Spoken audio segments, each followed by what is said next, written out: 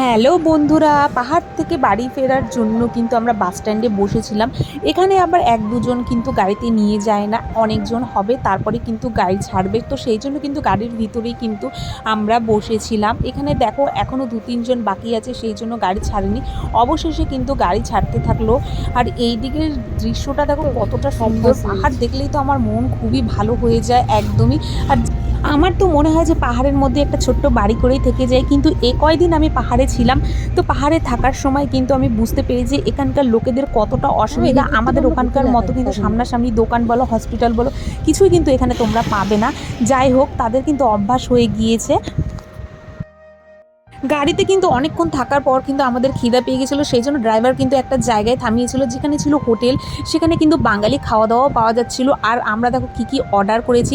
এখানে ভাত ছিল, ডাল ছিল, ভাজা ছিল, শাক ভাজা ছিল, আর আমরা কিন্তু মাছ অর্ডার করেছিলাম।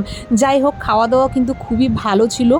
পাহাড়ের পাশেই যে এরম খাওয়া দাওয়ার মতো একটা হোটেল পাওয়া যাবে, এটা দেখে তো আমি খুবই খুশি হয়েছিলাম। যাই হোক বন্ধুরা, এখন কিন্তু বাড়ি যাওয়ার পালা, আর সেই জন্য কিন্তু মনটা খুবই খারাপ। তো টাটা বন্ধুরা, মিনি ব্লগটা কেমন লাগলো অবশ্যই তোমরা জানাবে। আর এই জায়গাটা দেখো কেউ কেউ চিনতে পারছো কি না। তো টাটা বন্ধুরা।